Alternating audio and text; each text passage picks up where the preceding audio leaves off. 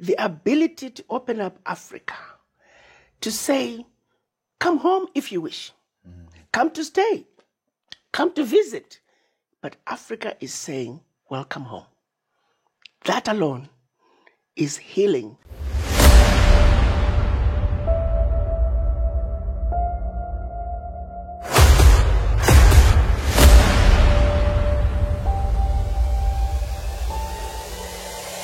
This is the journey to One Africa. Welcome, Doctor. Thank you for having me, Trevor. What a pleasure. When I heard that you were in town, I made sure I ran around and made sure that my diary fitted you in there. Thank you for creating the time to join us. And thank you for inviting me.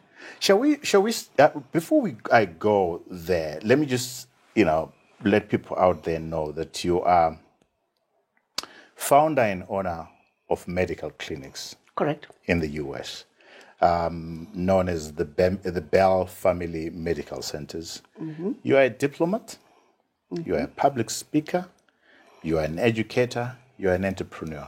Of that entire bouquet, what do you enjoy the most? Mommy. Mommy? I missed out mommy there. And Gigi. And grandmother, too. And grandmother. No. Grandmothers are old. I'm Gigi. You're Gigi. Yeah. What does that mean? That's AKA grandmother. I tell my grandkids. The beauty about this show is that I learn every time. So let's start with what I think is a controversy. You're being appointed to be the AU permanent representative to the U.S. The 3 years that you spent there and the way you left that position. Talk to me in the first instance about what you consider to be your achievements and why the parting had to be so public. And you had people campaigning, writing campaign letters to have you reinstated. But let's start with what was your mandate? What did you go there to do? What do you consider to be achievements? And why this ugly parting? Okay. And I think it's interesting that before we came on the air, you said, oh, let's start with the controversy. And I'm like, what controversy? Right. And also, I felt like a lot of people felt sorry for me. And I'm like, no, it was relief, because when I went to Washington, I was an odd peak. I am a scientist through and through. I'm a little girl from Chivu in Zimbabwe, left here after high school, went to college, first degree in general chemistry, second degree in organic chemistry, then on to medical school, residence in general surgery, residence in family medicine, straight on to private practice for 25 years. Scientist through and through. And you got a call at 3 a.m. to say, oh, we want you to go be a diplomat in Washington. I'm like, are you kidding me? So I wake up, I think it's a dream. I asked my husband, are you sure? Did you hear this conversation? And then what follows is a few months of back and forth. And finally I thought, you know what? I have not been on sabbatical since I actually left Zimbabwe. And I thought, you know what? I'm just going to go and spend about 6 months in Washington, hang around a little bit and drink coffee and be wined and dine, and I'll be back. And I knew that for a fact that I would be back. So I went to Washington really feeling stupid. And I'm supposed to be the AU ambassador, and I know nothing about diplomacy. Why are you guys doing this to me? So if you think you're going to make a fool out of me, well, the joke is on you, because I'm not staying. 6 months, I'm out of here, But 5 months into it, I was staying in a hotel because I didn't want to waste my time getting a place to stay. But what I began to see, the Zimbabwean revolutionary in me, I didn't know I was a revolutionary. But circumstances cause us to realize who we are. There were some things I'm like, there's something wrong with this picture. No, that shouldn't happen. And after many times of attending meetings in North America, back in Africa, and I see things happening that were just blatantly wrong. And I just could not sit anymore and have these people think as we leave the meeting that they put wool over me and they got away with it. So one day I just decided, I'm done. This just doesn't sit well with me. So I called my husband. I said, I need to hang around and kick a and because it was just ridiculous. We just can't keep being kicked. And I like the way you said it with a West African accent. I did. Yeah. I'm actually West African. Because my husband is from Ghana. Right. And I said, I'm going to hang around a little bit longer. This has to stop. I mean, we just can't keep being pissed on and we do nothing. How? For how long? And then after that, I said, okay, I'm going to get a place to stay. And then I had already started traveling and speaking to the diaspora. And again, the same issue. It doesn't matter what issues I would have shared with them, detailed information about what is really going on in Africa. France is taking over $500 billion out of Africa. And I would use a simple comparison. The watchdogs, they say corruption out of Africa sees 50 billion getting out of Africa every year. Illicit funds. Yes, we get that. We must go after it. But I just also told you, in the same period, France would have taken over 500 billion. The first question invariably, Ambassador, but African leaders are corrupt. I said, what about this other thief? Why aren't you asking me about that thief? You got two thieves, one carrying a briefcase with 50 billion and the other one carrying a briefcase with 500 billion, and you only want to talk about the one with 50. Let's talk about both. So with that in mind, after just going so many times, and the conversation is like, I'm not going anywhere. The people are not hearing me. So that's when I just decided one day I was on my way to yet another event with the diaspora. I called my team. I said, give me the camera. I'm going to talk. And my plan was, I'm going to do this video. Then I'm going to go to the event. Then I'm going to give them the video. So they have something to go back and listen to after what I would have said. Because I felt like I'm speaking, but they're not hearing me. So that very first video, I just did it. I was sick and tired of the French. And even politicians in Washington that I was talking to, they did not know about it. How could the world not know about such a blatant abuse from one of the 5 members of the UN Security Council? It was mind-boggling. And so I just decided that's what I was going to do. I did not realize that very first video would go viral. That people did not know. And that's how it started. I'm just a black woman who's sick and tired of being sick and tired. And I continue to be sick and tired of being sick and tired. Because the abuse, the blatant abuse of us has got to stop by the West. It has to stop. And it's going to take us as a people uniting. So when I started doing those videos, I was actually surprised because I just knew my days were coming to an end. And I didn't care because really, they signed me, they actually intentionally graded me as an officer. I was being paid as an officer. It's only the last 2 months of my tenure that another ambassador had said, they're taking advantage of you. Here's what I'm making, and here's what you're making. It was only the last 2 months of my tenure that they had taken me to the level of an ambassador. Even then, they still graded me lower than most ambassadors, but at least I was in the territory of an ambassador. When I first got there, I was being paid as an officer, $49,000 a year, plus there's a small post adjustment and $3,000 housing allowance. So it wasn't about money. And so why had they sent you there? They said they needed somebody who understood the American. So I guess I did. Maybe they were right. So as it turns out, I guess I was. But anyway, so I knew my days were numbered, and I called my husband again, and I said, "Oh, my days are numbered. I'll be coming home soon." But that didn't happen.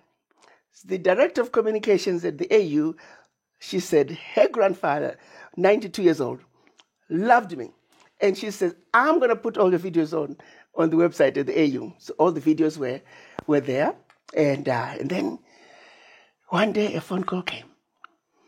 And I won't mention names, but I make friends. And so sometimes friends, they will tell me things. Yeah. So a phone call came, and being advised those videos must come down. And so the videos came down. So you had stepped on a number of sensitive toes. Oh, yes. The videos had to come down, and which was fine. I was told that the videos were going to come down. I said, that's fine. But they were like, but the videos are all over the world, you know. It's ridiculous that we don't have them at the African Union. The videos everywhere. Let's just step back. The videos are the French one. Yes. And then which one? Which other one? That's the main one. That's the main one. Accusing the French of and stealing then 500 billion. Just about everyone had a mention of the French. Because to me, they are the biggest risk to peace and security in Africa today. The French? The French, yes. Why? Can you imagine if 500 billion could stay on the continent? Just 1 year? AU itself has said, if we have 10 years of 100 billion put into Africa a year, we will complete Africa's infrastructure. That's only 2 years of takings from France.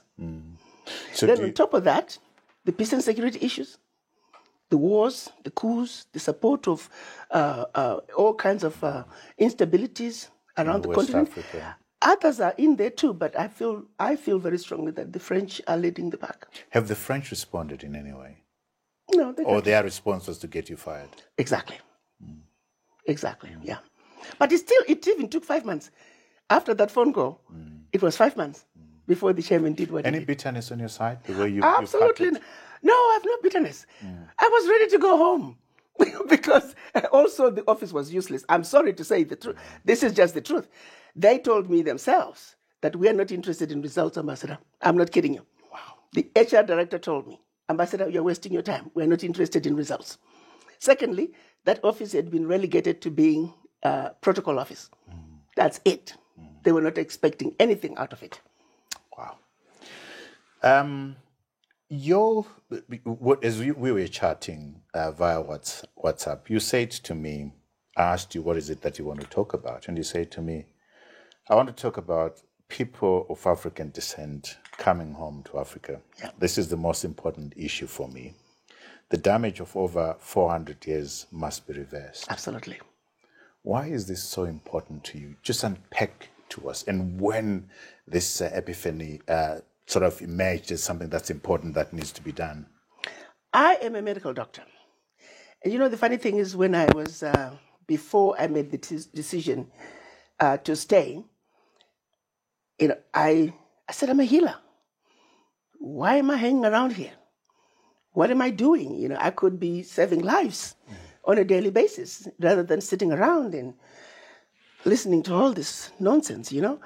But I remember one day I was talking to, you know, you think I'd lived in America a long time. This was about 15 years ago. And I've been in America for 45. An African-American girlfriend of mine, she was visiting with me. And she said, you know, you continental Africans, you don't have to deal with the issues that we deal with. You know where you come from. I don't. I don't know why prior to that, I'd never asked myself where I come from. I just took it for granted. But for that one moment, I did ask myself, I wonder what it feels like to not know where you come from. And it was a very painful feeling. And I quickly snapped myself out of it. But since that day, I began paying attention to my African-American friends and patients as well. And I began trying to understand. And also, this Black American experience, you know, we take it for granted, we talk about it, but it is a real entity. Black America has experienced life in the U.S. that most of us did not really understand until George Floyd. George Floyd was an everyday experience for Black America. And so George Floyd opened that door. But when you know that people are a wounded people, they don't have an anchor. When you don't know where you come from, then everything else that you do is affected by the fact that you don't have an anchor. And it's generation upon generation upon generation. They're living this life without ever being anchored, and it affects everything they do. And so from a healing perspective, I felt that there will be a much bigger healing process that would take place if they just could be anchored. They don't have to all come to Africa. They don't have to even come and live if they come. But the fact that they can go to Africa. I had an experience in South America that was quite an eye-opener. I would often open my presentations with Ambassador Arikana Chihombori-Quao, the African Union ambassador to the United States. I was sent here to bring you home. It was an opening line. But for some reason, when I got to South America, it was so profound for them. The fact that African Union had actually sent somebody to them to come get them, it was huge.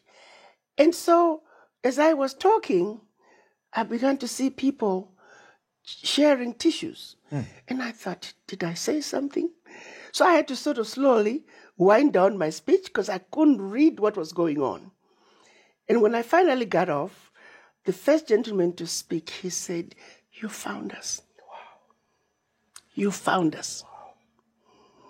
So that healing is needed. The ability to open up Africa, to say, come home if you wish. Come to stay. Come to visit. But Africa is saying, welcome home.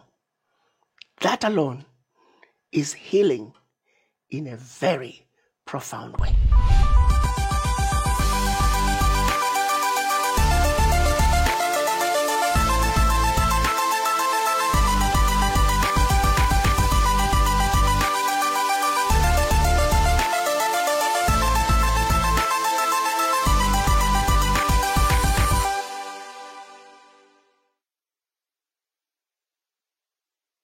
So I want to take you back to this meeting in South America.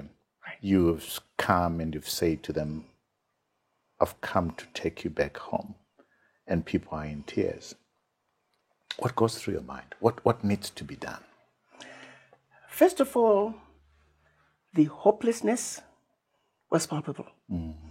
I have never seen a people who were so hopeless. It was so painful. I think there I was left even more determined to embark on this journey to bring them home. Yeah. You know, we don't get it. I must share something that I picked up from my pastor, TDJX, on Sunday. TDJX has discovered that his ancestry is Igbo, Nigerian. He looks it too. I could have told him that. Yeah. I didn't need DNA testing for that one. And he says that discovery and what it has done has been amazing in terms of affirming him and knowing who he is and where he comes from. Yes. And yet that this is not the case with a lot of Americans. Yes. So help us here. So we're dealing with that, for lack of a better word, lack of foundation and background. That is affecting who we are. Yes. Our African American brothers. On the other hand, we are dealing with this colonial institutional abuse on a whole people. So you're dealing with two issues here. Yes. How do you deal with those issues? How do we get to a place where we find a solution? I'm trying to hesitate. I'm hesitating saying closure because these are big things, These are big doctor, issues. that you're dealing with. But here's the thing, understanding the genesis of it all. Yeah.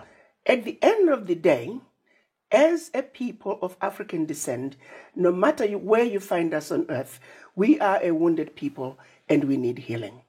The process of wounding us might have been different, but the results are the same. When you look at the effects of colonization on the continent, the effects of slavery in the Americas, the bottom line is we are wounded. The process, the masterminding that went behind the brainwashing of the black person is universal. You take, for example, the fear of the white person by us. Well, the browbeating of the African started long before the children were taken out of Africa as slaves.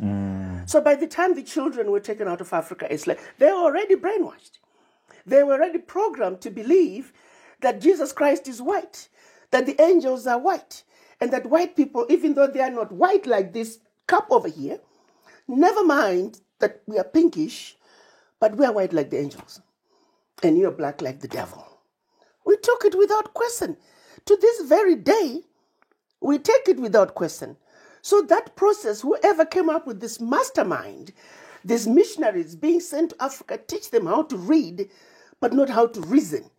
It was a systematic process of demoralizing us and making us accept fifth-class citizenship position. It was applied equally. And absolutely. It's still going on. To this day. So the two-legged monster, the associated to one slavery and then the other on colonialism, the 500 billion that's going on, hence the Black Lives Matter, hence all those things that are taking place. Those two issues are still going on. And like we said off air, Dr. Arikana, these are big things. Yeah. You sound like a lone voice. That's okay. There are many others coming up. Did you see that video about this young Kenyan girl? There was some French Africa Youth Summit. Macron, what you doing? Yeah. Trying to create, I guess, more informants out of Africa. I hope the young people who were watching that learned something. We cannot be used anymore. But anyway, this young girl from Kenya, she said, Mr. President, I'm going to talk to you the way my presidents will not talk to you. And this girl went off and really gave it to Macron. Furthermore, the breakdown in understanding what France fully stands for is fueled by the continued collaborations that France has with agencies, leaders, and individuals who have glaring integrity issues, whilst on the other hand, claiming to be standing for human rights. So on one hand,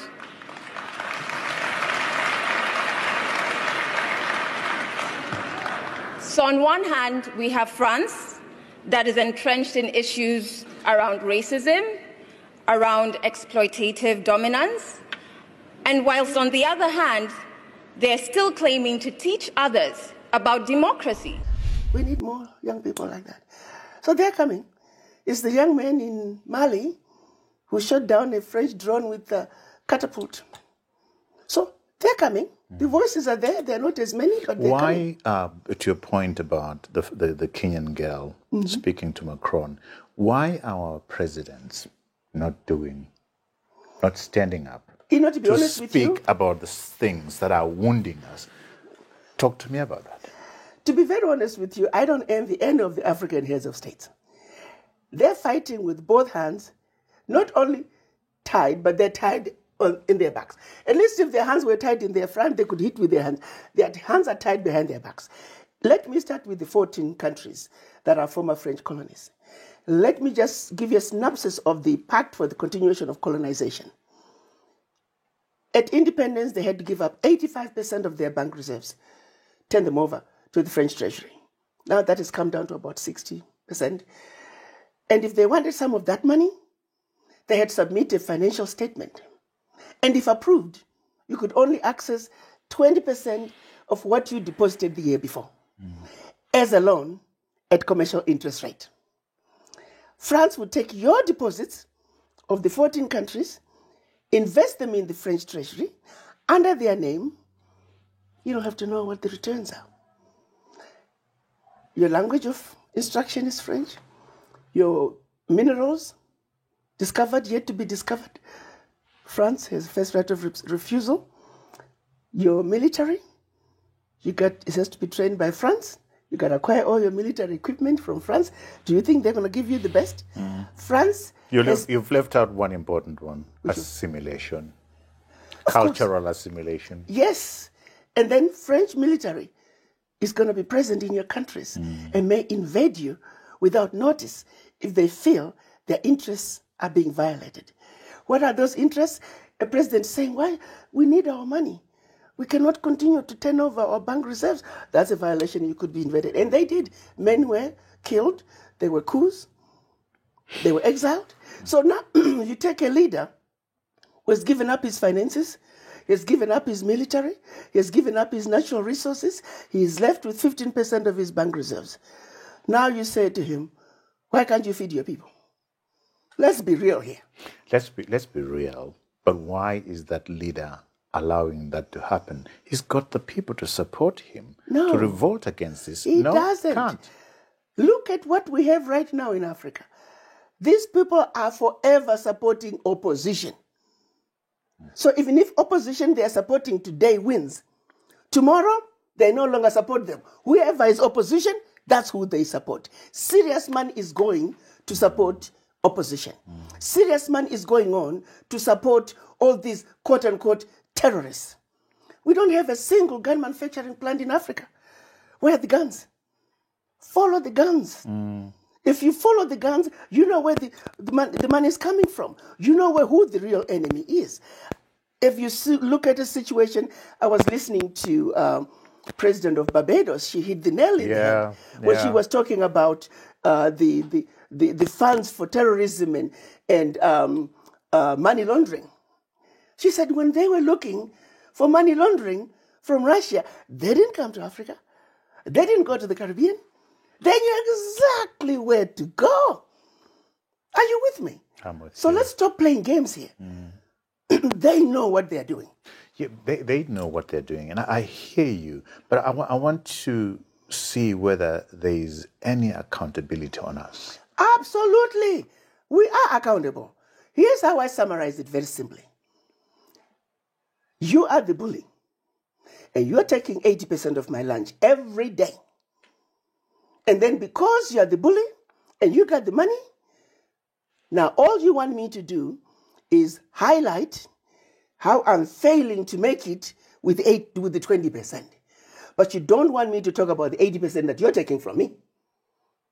So now we are foolish enough to be allowed our own people to be used to highlight the failures within the 20%. Yes, we could do something with that 20%. But golly, if that pie was bigger, if this would stop taking my 80%, pardon my language, but it is the truth. You know, I'm saying let's come together, deal with this. And I'm sorry, but I'm going to say it because it needs to be said. But they need to stop taking our lunch. And I hear you, and I'm coming back to you and saying yes. Let's stand together and ask for them to account for the 80%. Let's stand together. How? My brother, I'm trying.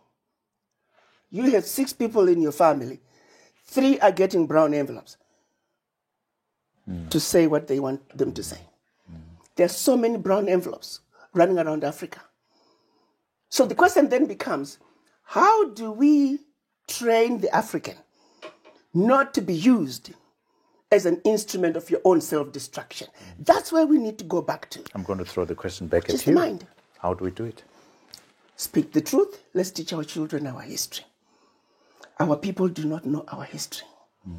We need to arouse the spirit of Pan-Africanism in each and every one of us. And let our children know when you are being used. So, for example, you get these young people, they are being invited to go to Europe by all these different NGOs. No, they are recruiting you. Take the money, but don't be abused. What about our African heads of state? Again, like I said. Who allow me to finish. They fly to China, all of them, to meet one man. Now that... Okay. Hold me. Let me finish. Yes. Then they fly to Europe for the EU summit. Right. Then all of them fly in 50 planes to America to go and meet with Joe Biden. Where is... Fine, you've said the people are brainwashed. Yes, but what about our presidents? Shouldn't it start there? Well, you're quite right. Have they been given brown envelopes? I don't know. I can't speak to that. But what I can say is there are areas we could do better. For example, you look at the United Nations. the largest voting bloc at the UN is the African bloc. We don't have a seat at the table. If they could all just come together and say, we are not coming, this institution is not for us, see how quickly things will change. But again, if it's not a brown envelope, it's all other things that can, if you do this, we will stop this. If you don't vote with us on this, these are the consequences. So there are always other things that are being threatened with, that if you don't do it, this is what's going to happen to your country. I can tell you with what I know right now, the majority of the African heads of states, they truly want what's best for their people. We have a few that could do better, but the majority really want what's best for their people. I was very proud of a lot of the heads of states this year at the UNGA.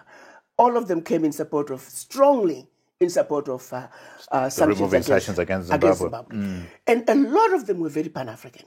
So it's coming. But there's that fear of instability within their country. So as much as a leader might want to behave a certain way, but there are consequences that they have to look at and say, is it really worth it? What's going to happen to my people? So you end up, I'm going to share with you, it was one particular country. I won't mention the country. I got a phone call. There was a tender. Can we play guess the country? You can if you want. But there was a tender. I can tell you it was a French-speaking country. There was a tender that was coming out. And it was a company out of another African country, English-speaking, that was going to get, that did the best bid. And 50% what the French company was bidding for. So when it was obvious that the bid was going to go to this other African company, they were forced to give the bid to the French company. How I got involved, because now there was some smart person in that country who was saying, if somebody could leak this information to the media, then we can have, because they were going to save the country 50%. But we're talking billions of the contract. And so I just heard about it, but before I knew it, they managed to get it on BBC. So it was on BBC. It had to go on BBC before they would come back and say, hey, now the people know. We really can't do this, And that's how this other company got the bid. You see the games they have to play. But within the country, no one could come out and speak about it because there would be serious consequences. We must be very clear about one thing in Africa. The hidden hand is real, the hidden hand is strong, and the hidden hand is very powerful. That is where we need to begin. Everything else that follows is a consequence of.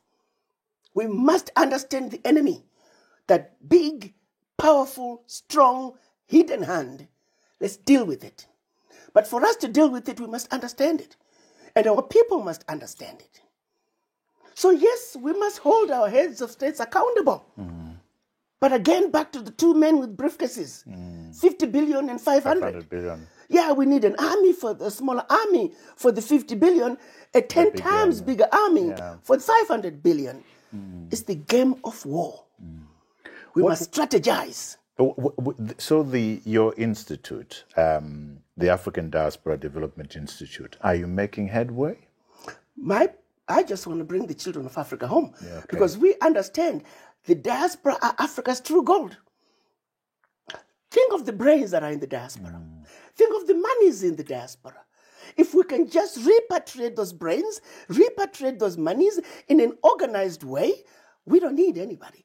We are actually the only continent on earth that doesn't need the world. The world is Africa. Everybody knows it. There's not a single strategic planning session by any country around the world outside Africa that doesn't start with Africa. Because everything they need can and is being found in Africa.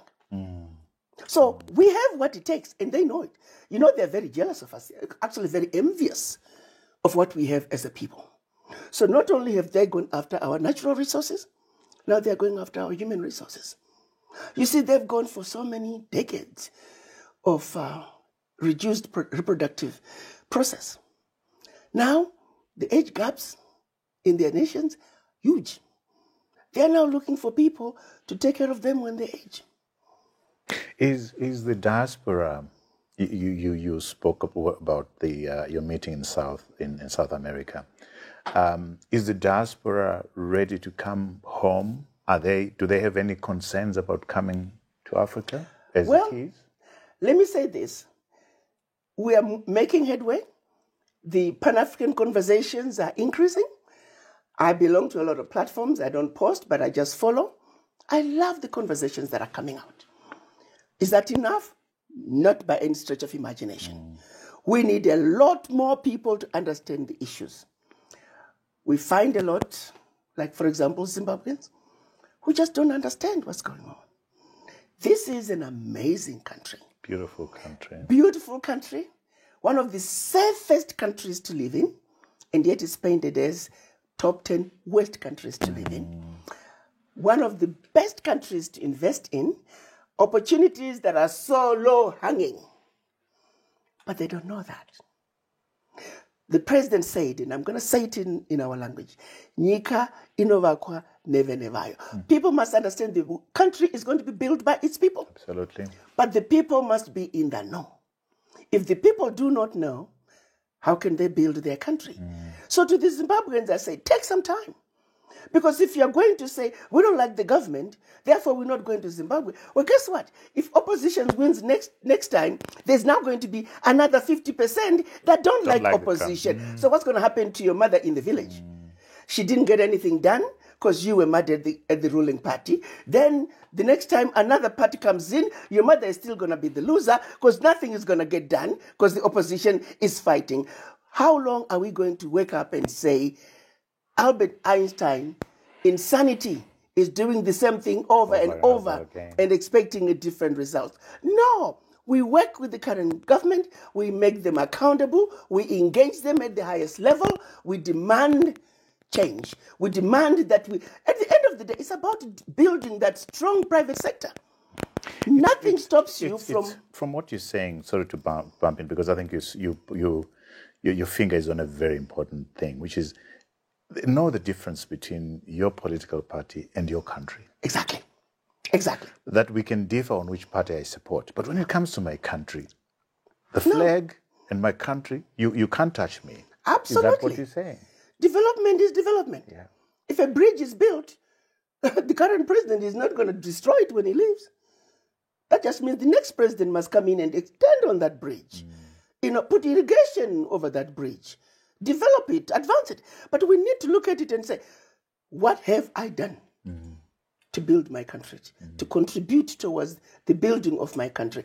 Politics or no politics. But they think government must give us this. No, government paves the way. But you must be available. They come to me all the time. Ambassador, there's Chinese. I said, well, what about the Chinese? I said, the Chinese are getting the contracts because you're not there. I was talking to one of the, I think it's the Zambian Development Agency, and he says, Ambassador, I have Chinese lined up on my door every day. Not any of my people, let alone the diaspora. So why are you complaining about the Chinese? You are not there. Because if you were there, they would not get the contracts.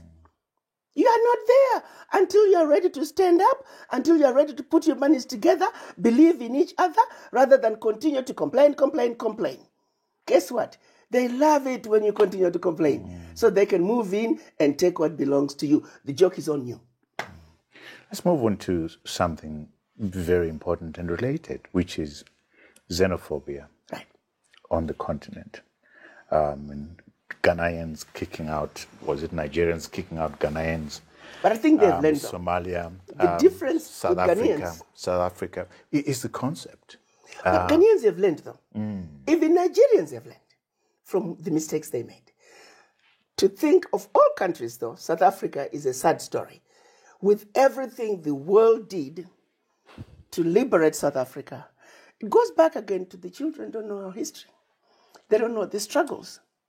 So we as elders, we have a responsibility to keep hammering that message home. Because the Pan-African message then becomes, it's a much more higher level when you're having to deal with people who, I call it, I think the appropriate word is Afrophobia. It's almost the fear of Africans or the hatred of Africans. But it goes back to colonization. We're programmed to dislike each other. Did you see the little video that's been going around? A little black boy, around 5 years of age, is given two dolls, the black and the white doll. Says, which one is ugly? Points at the black doll. Which one is beautiful? Points at the white doll. Which one is mean? Points at the black doll. Which one is nice? Points at the white doll. Which one looks more like you? He goes, very sad. So that child is going to grow up to be the president of a country. And yet, that's his mindset. Yeah. That's how he sees the world. He doesn't even like himself. He says, I'm mean, I'm ugly. The subliminal messages are deep. The subliminal messages are deep. The assignment is deep. Yes. The heavy lifting is huge. Huge. Because changing people's mindset is tougher than building infrastructure. Absolutely. Absolutely. And that is the biggest issue Africa has to deal with. The absolute most dangerous human being for Africa today is a colonized African mind. Imagine getting free access to the Newsday, the Standard, the Zimbabwe Independent, and the Weekly Digest for a full month. Well, you can. And all you need to do is download the Newsday e-reader app on Google Play Store or scan the Newsday QR code in any of the AMH print publications and start enjoying the quality content. Usasaririrewe, famba ne time, famba ne chokwadi, famba ne e-paper.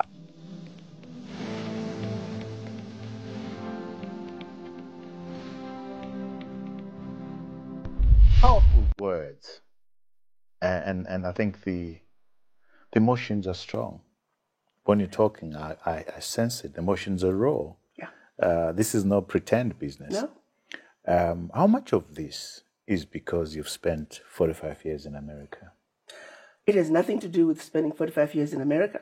I think it has more to do with the life I lived in Zimbabwe during apartheid Zimbabwe. I had a very traumatic experience personally, and my father had a traumatic experience. He was still alive when our land was taken from us.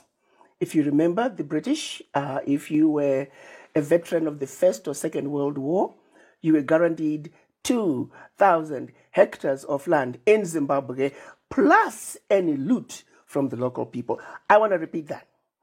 If you were a veteran, a British veteran of the First or Second World War, you were guaranteed 2,000 hectares of land in Zimbabwe, plus any loot from the local people. So it is a white man with land in Zimbabwe. They had divided our country into regions, 1, 2, 3, 4. 1 and 2 were the best rains, best soil for farming. 3 was kind of mixed, good for ranching. 4, nobody should live there. Tsetse flies, mosquitoes. So they were pushing us away from the good parts of the country. And so the white British men would be sent in this direction. You put your peg, you get up in the morning, you ride a horse in one direction until either you or your horse is tired. You put your peg, that's day 1. Get up second, day 1, day 2, day 3, day 4. And when you're done, everything in it is yours. So it was time for them to come to our part of the country. And my father was a young man of around 13 years old, and he still remembers it. He just remembers this hush-hush talk among the elders. And the following morning, he was woken up early morning with, they call them men without knees. When white men were wearing pants, they look like they have no knees. So he talks of men without knees riding on horses, and they were torching the village. They were torching the village.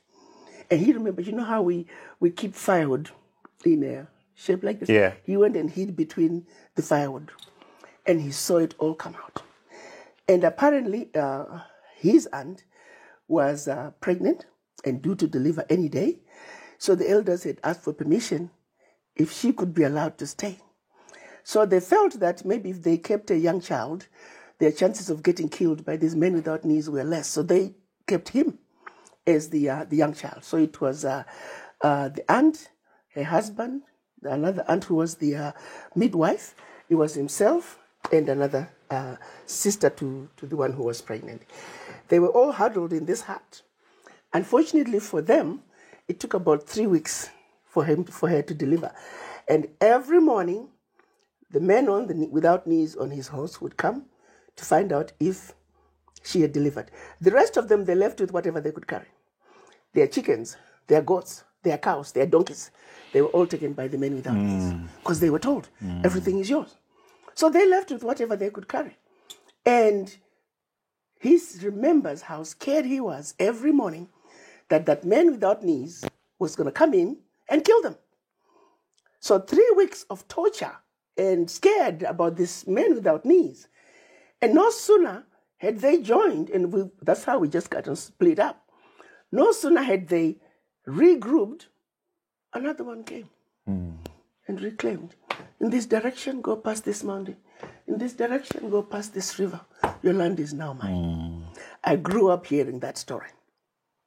So I think that's where it comes from. Right. And then living in the United States, and of course, initially when I went to America, I really didn't understand. I didn't even know there were that many black people in America. And I'm going to share with you a story that a lot of people are going to find quite funny. Back in the 70s, our idea of a good-looking man was this black man with a big afro and putting on bell-bottom pants and platform shoes, And so we used to call, a majority of those guys were coming from Nigeria. Because remember, we Southern Africans, we are descendants of the Bushmen, the Pygmies, and the Hottentots. Our hair doesn't grow. I mean, it grows, but it grows in piles, in coils. You can pick it up, it's long, but if you let go, it just goes right back in. So our men were not really having these nice big afros. So a good-looking guy with a big afro, majority were from Nigeria. So we started calling them niggers because they were from Nigeria. So I wanted my own nigger.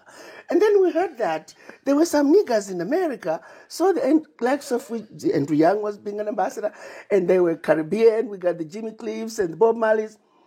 So there were a few there, but the majority were from. So a nigger was a good-looking black man, Yeah. So now, check this out. I find out I'm going to America. I said, yes, I'm going to get my own nigger.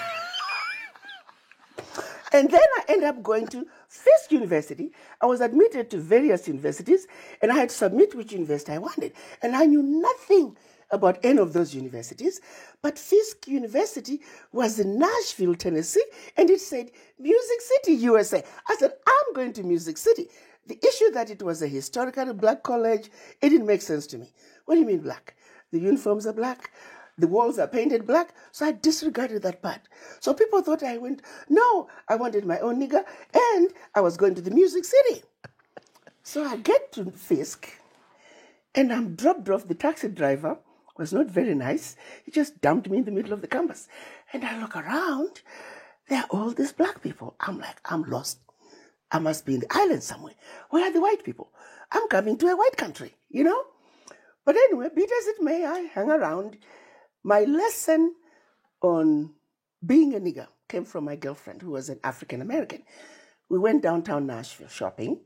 It was end of the day, and it was very busy. So in the pavement, I don't know if I bumped into this white man or he bumped into me, but whatever it was, he yelled at me and said, "You nigger," or something like that. I didn't really say anything, but when we got to the dome, I said to my girlfriend, something is bothering me. Of all the African countries, why did that white man think I was from Nigeria? That's when I got my lesson 101 on being a nigger. And she took me to school. She really gave me this story. And I already was having issues because on campus at that time in the 70s, I'm black, I'm beautiful. I'm like, why? I never said it openly. But I'm thinking, why are you saying the obvious? I already know I'm beautiful. You see what I'm saying? And so we had a very interesting conversation with my girlfriend. So after she gave me the full story about Black America, then I thought, well, let me ask her about this thing. Why do they wear t-shirts that says, I'm black, I'm beautiful? I said, I already know I'm beautiful. And she goes, yeah, tell me about that. And I said, because where I come from, beauty is not based on how you look. I was told growing up in my village, if I was a good child, I respected my elders, I did my chores, I went to school, I brought home good grades, I was a good child. The box for beauty was well defined. The box for ugliness was also well defined. The choice was yours, whether you wanted to be beautiful or whether you wanted to be ugly. And I said, you Americans, you're quick to say, oh, you're so pretty. Oh, you're beautiful. I said, I'm offended by that. And she says, why are you offended? I said, because where I come from, to call me beautiful, you have to know me. How do you know I'm not a mean person? I eat human beings at night. You know, I'm an ugly person because of what I do. You see what I'm saying? So you don't know me. You're not qualified to define my beauty until you know me. So I find it very fake when Americans just say, oh, you're beautiful. Oh, you're this. I find it very fake because you don't know me and you're not qualified. That's appearance, that's superficial, isn't it? It's superficial. So beauty clearly, that I know is based on deeds. Clearly, these are deep lessons that you learned from your parents. This is your upbringing. Yes. You grew up in Chivu. Which school did you go to in Chivu? You walk me through your education at Chivu University. I did my primary school at Unyetu, but I finished at... in Chivu? Yes. Yeah, okay. And Unyetu Primary. Okay. But I finished my 7th grade at Kambuzuma High. Oh, wow. Okay. Yes. And then after Kambuzuma High, I went to Gormanzi. And the choice to study medicine, when did medicine grab you as an option? Medicine, I did not think, remember growing up in apartheid Zimbabwe, I didn't think I was smart enough to be a doctor because we were just not allowed. The opportunities were just not there. So when I went to the United States, I thought maybe I'd become a nurse or something. But it was my chemistry instructor who I guess must have seen something in me. She kept pushing me. I didn't know that she was on the admissions committee at the medical school across the street. She kept pushing me. Have you applied? Have you applied? And I kept thinking, one, I have no money. 2, it's very difficult to get into medical school. What I had been told was that 5 positions or 5% of the positions in any medical school are reserved for foreigners from all over the world. And I was not going to put myself on a losing path by trying to get into an area and try year after year and not make it. So if it were not for that teacher, believe me, I don't think I would have gone to medical school. Wow. But she shamed me because every time she would say, have you applied? One day I lied because she had asked me so many times. And I said, oh, yes, I did. What I'd actually done was I'd put in an application to go to pharmacy, do graduate studies in pharmacology. And at the same medical school, because I knew medical school was a problem. But so what I did was, I felt so bad that I'd lied to her. I said, let me just call the admissions office. And I just knew they would say no. Then I can then tell the deadline to apply for medical school was over. So I wanted to just say, I missed the deadline. You know, that would have been my exit. But when I called, I said, I have an application for pharmacy. Can I change it to medicine? Expecting her to say no. She said, sure, we can change it. I'm like, oh, snap. Okay, fine. So now they changed it. She said, have you taken the admissions test? I said, no. Come and get the registration paperwork so you can take the exam. This is January. The exam is April. Entrance is in August. So I said, okay, I'm just going to take it and I'm going to fail it. Then I thought, okay, I'll take a year and go to Zimbabwe and then come back and continue with my pharmacology. I take this stupid exam. I completely forgot about it. I'm now planning on going to Zimbabwe because I knew I'm going to fail it. I still remember it was the first week of August. I get a phone call from the medical school. If my husband had not been standing right there, no, he walked into the room. They called me. They said, we are getting ready to send you your admission package because the school is starting in 2 weeks. We wanted to know if you're going to accept. I said, oh, no. I can't accept. I can't afford it. So my husband heard me say that. And so I actually hung up. He said, who was that? I said, that was Mehari Medical College. He said, and you said, what? Call them back. Call them back right now.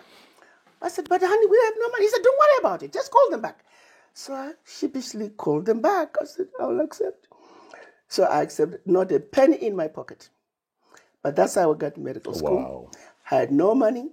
I'm sure in the history of Mehari Medical College, I'm probably the only doctor who graduated without paying a penny. Isn't that amazing? President Thatcher, who was later the Surgeon General for the United States, after my husband had coached me on all kinds of lies to tell them the money was coming from Zimbabwe, by this second year, the lady in the admissions office, I walked in, she goes, so Arikana, exactly how is this money coming from Africa? Because I got all kinds of stories about, well, you know how things are in Africa. Now, how long can I carry that line, And I just broke down and I started crying. So she wrote it on a piece of paper. To this day, I can't even tell you what she wrote. But she sent me upstairs to the president's office. I kid you not, I could have peed on myself going up there. I just knew my days in medical school were finished, yeah. And I knew he was going to chastise me. You took a position that could have been taken by somebody who could really go through it.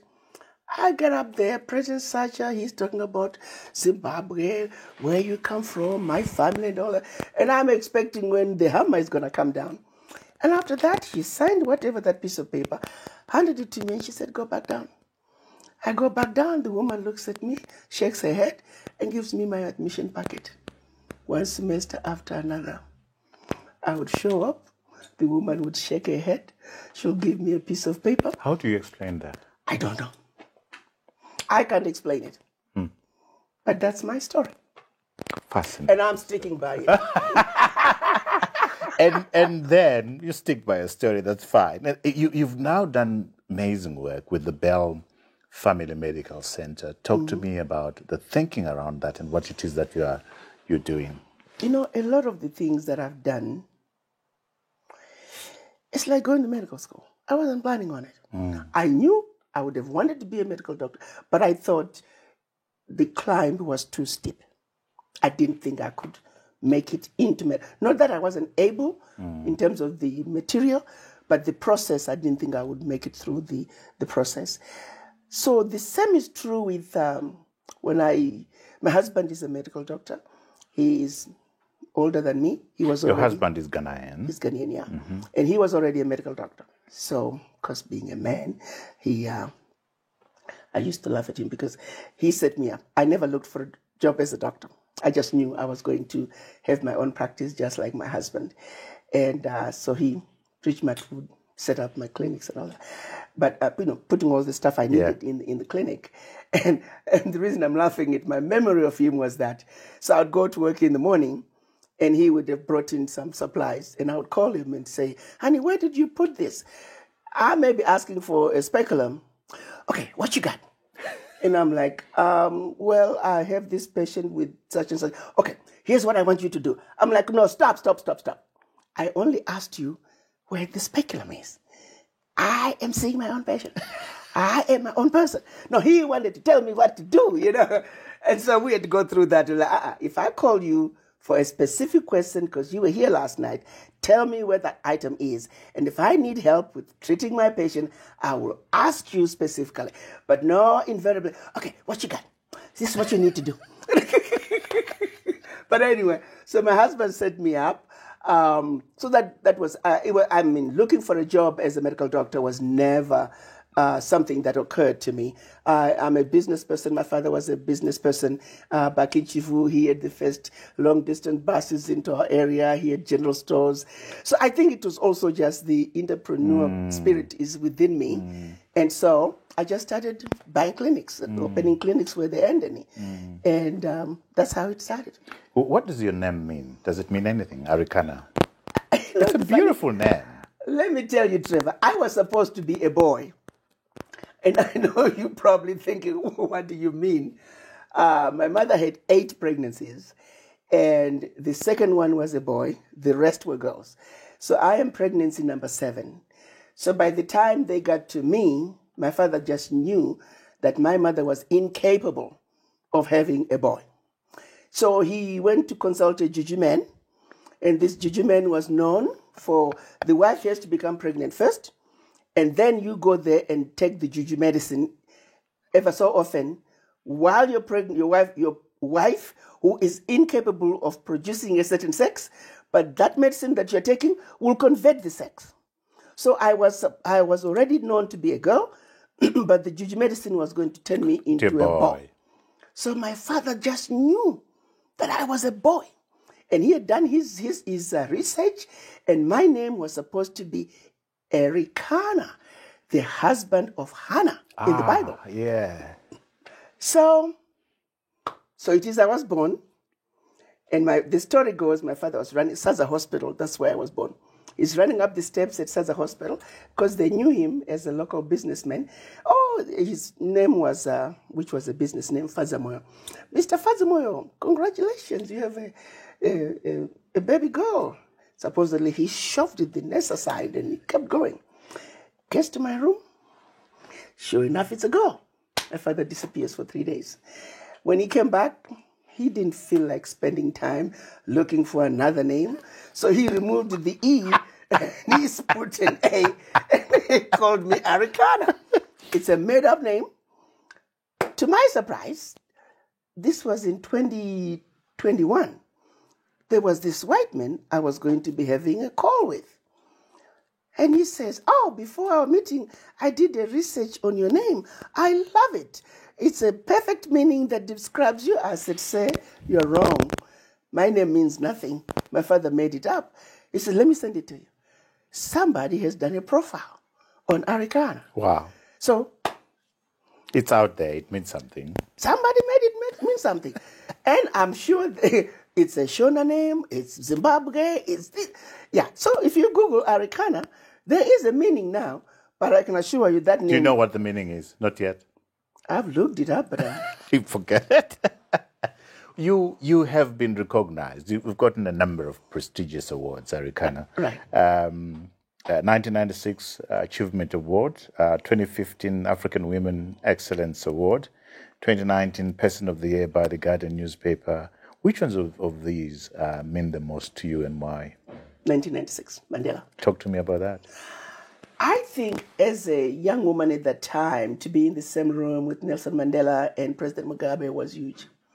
It was just so memorable to have such icons, even just know that I exist. It was incredible. It was absolutely incredible. Mm. So yes, just being in the presence of such icons and such history. Mm. You have a lot of crazy ideas. One of the crazy ideas is you want to build Wakanda Village. Right. How is that going? Well, Wakanda, we're looking for funding and also putting together a city. It's a job and a half. It's not easy. So we have diaspora from around the world. They work together. But we're working on it. It's a work in progress. You've been given land, am I right? In Ghana? No, is it Ghana? Yes, Ghana is one country we wanted to start. But also here, we have actually started with a community in Rusike. Okay. The chief there has just been king. I call them kings. I refuse to call them chiefs because the British didn't want to honor our royalty. So he is presiding over a whole kingdom. So he is a king. So I call him my king, even though they call him a chief. And he has really opened up his kingdom to us. And we are starting with 3 communities, 3 villages. And in fact, we had our little launch where we've organized the community. They have a village committee and village subcommittees. And we are going to be just bringing in developments. We are starting with the chicken project, which we are calling Chikonomy. Wow. If you picture a situation where the profit margin from the chickens is between 90 cents to $1. We started with 5,000 chicks. Our second batch, we kept it at 5 because we had the mortality was a little too high for us for the first batch. Thank goodness they have dealt with all the issues. The second batch is doing very well. Mortality is insignificant. And the next batch, we should be coming in 2 weeks. It's going to be 10,000. In every 5 weeks, we're doubling the flock. 10,000, then 20, then 40, then 80. So imagine when we get to 100. We're now sitting at 100,000, 90 to 100,000 profit. We are saying the subcommittees, we have education, we have healthcare, we have infrastructure, we have water and sanitation, we have energy. So when we get to 50, 10,000 is going to be put aside. So education, if you got $1,000 or two, what are you going to do with it? They may want to build a school block. Bricks are only $40 per 1,000. They might say, we'll buy bricks to build a school block. What are you going to do with the next 5,000? We're going to put a roof on that building. All the way to 5 to 10 years, we can have a university. Because the plan is to go all the way to 500,000 chickens. Wow, that's developing. Yes. Clinic. We might start with, when you get your $1,500, what are you going to do with it? They have to defend their budget. We're going to buy paracetamol. We're going to buy bandages. We're going to buy thermometers. All the way over a period of 5 to 10 years, we're going to have a hospital. Infrastructure. Right now, we're looking at, we want to pave that road from the Mutare Road over to the Chief's Palace. We need to grade that, and we need to pave it. And then we just continue. As we have money, infrastructure, what are you going to do with your $1,500? Until every little footpath is graded. Electricity, we want to make sure everybody has solar panels. We want to make sure that everybody has a brick house. We want to make sure that everybody has access to water through wells. At least, so as you get your 1,500, and then that 1,500 will now soon be 2,000. That allocation will go up to 5,000. It just keeps increasing depending on how fast our chicken project. So we are saying, we are challenging diaspora, whatever village you come from. Now you have no excuse to not participate. Start a chicken project where you come from. If you're from Kenya, this is blueprint. What do you call it? Chikonomy? Chikonomy. If you're from, the blueprint is in Rusike. Yeah. But just tell us what village you come from. Right now, we're going to Namibia. One of the diaspora with from Chikonomy. Chikonomy. We're going to Namibia on the 20th. We're going to meet with the Queen there. They've invited us, and we're going to start the chicken project in Namibia. You've got a big conference slated for April next year in Zoom. Talk to us about that. Okay. I've been on a 7-country tour in Africa looking for a headquarters for ADDI. I was really avoiding Zimbabwe because I didn't want people to think I'm from Zimbabwe and I'm wanting people to come to Zimbabwe. I'm really a Pan-African. I could put a headquarters anywhere. But honestly, after traveling to 7 different countries, this really was the best environment. And I think most of my people are in agreement. One of the people I met with was a former president. And I was asking him, what were you heads of states thinking when you came up with the definition of the 6th region as all people of African descent living outside Africa? I said, that definition is wrong, and it is not an equalizer. And I said, if Mr. President, you were to come to the Americas and you shout on top of your voice and say, all people of African descent, let's go home to Africa. Let's assume we could all walk across the Atlantic. But guess what's going to happen when we get to the shores of West Africa? You're going to start asking us, where are you from? This one says, I'm from Ghana. Okay, fine, go. I'm from Nigeria. Go. This one, I'm from Georgia. Oh, sorry. So the definition is incomplete. What are you going to do about that? He said, well, my sister, we did our part. And that's when he took me to school. He said, since the 1900s, the likes of W.B. Du Bois have been talking about wanting to come home to Africa. They had 5 Pan-African Congresses held. The UK sponsored 3, 2 in London, 1 in Manchester. France sponsored 1 in France. US sponsored 1 in the United States. By 1974, the conversation started in 1919. The president of Tanzania, Nyerere, he said the conversations about the children of Africa coming home must be held on the African soil. So he sponsored the 6th Pan-African Congress, which was the first one to be held in Africa. Again, we met, but no deliverables. President Museveni of Uganda, 20 years later, in 1994, he said, let's regroup. The children of Africa must come home. So he sponsored the 7th Pan-African Congress. He said, we have been listening to the cries of the children of Africa. So when we got to where we were restructuring the OAU in 2002, we incorporated the 6th region as part of the African Union Constitution. He says, now the ball is in your court. You're confused, disorganized African diaspora. We need a truly representative group of African diaspora to come together, find a host country, talk about your issues, and bring your issues to us. We will listen. But that has not happened. We have not had a truly representative group. It cannot be a small group from South America, a small group from the United States, a small group from Europe. It has to be representation from every corner of the globe where people of African descent reside. And he says, Ambassador, if you can do that, I'll support you. He said, I'll even get my own president to host, because you need a host country. I said, well, thank you. He took me to school. Thank you, Mr. President. Now I'm armed with knowledge. So I continued my travels, but the more I thought about it, I thought really Zimbabwe could use that. And so I met with the president. I presented my visit with this other former president, and he agreed to host the Ninth Pan-African Congress, because there have been 2 others, one in South Africa in 2012, one in Ghana, but they were aborted. The people were self-serving. For whatever reason, it was aborted. So here we are. We are busy promoting the spirit of Pan-Africanism, promoting the Pan-African Congress. What does it mean to you as an individual, as a person of African descent? One of the reasons also that we, among others, that we moved it from October, we only had 9 people from South and Central America. That wasn't going to work. The majority of the slaves were taken to South and Central America. People don't realize that. So we need a significant representation from South America if the outcome of our deliberations are going to be meaningful and truly representative. Do you have a date now?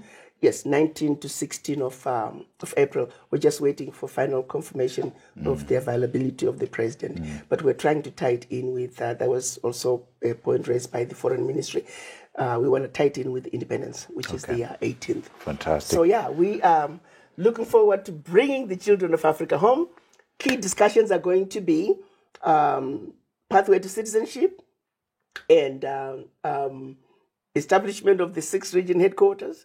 We want to come home in a big way. We want to be just like ECOWAS. We want to be like SADC. We just want to be a true 6th region. And of course, we have to have our headquarters outside Africa for sure. But we want to be a true 6th region with representation at the African Union. No one is advocating for the African diaspora. That has got to stop. You can't just proclaim 6th region and run off. We want true representation. And that's what we're going to be demanding. And we will have our Victoria Falls. We are going to call it, AKA, Mosi Watunya Declaration, because we don't want to use Victoria Falls. We can't continue to honor somebody who has done nothing for us. So we'll have a Mosi Watunya Declaration. We'll hand it over to our president. We hope that he will share it with his brothers and sisters who are members of the AU, all the African heads of states. And we take it from there. We wish you the best. Thank you. Wow. We could go on and on. I know. I mean, we could go on and on. You are an author. You have... I didn't realize that, but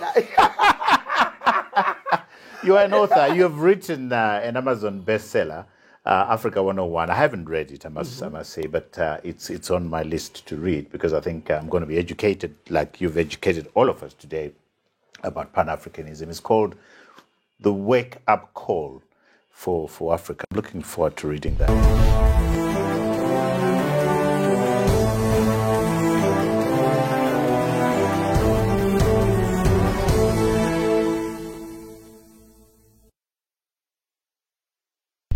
I'm not going to let you go before I ask you to share with our readers who love books out there.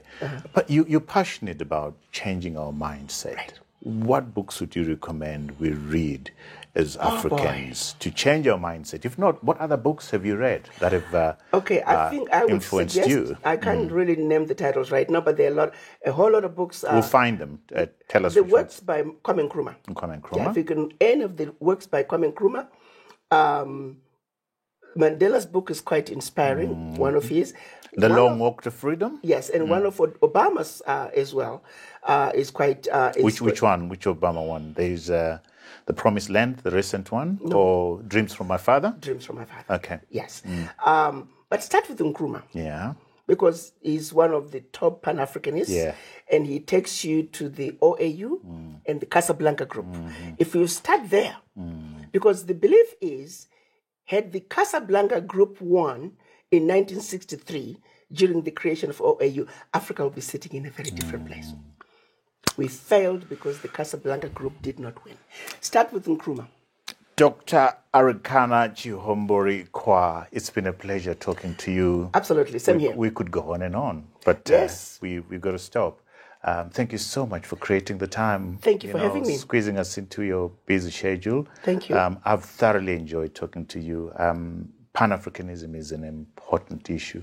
The change of our mindset as a people is hugely important because that's where our pride comes from. That's where we can walk tall and be proud of who we are. So thank you so much for sharing as passionately as you have. And the mind is where we begin. Absolutely. You see, when you have a mind that is awoken, it doesn't matter where you throw me. Absolutely. I will survive. Absolutely. Allow me, remain sitting where you are. Thank you so much.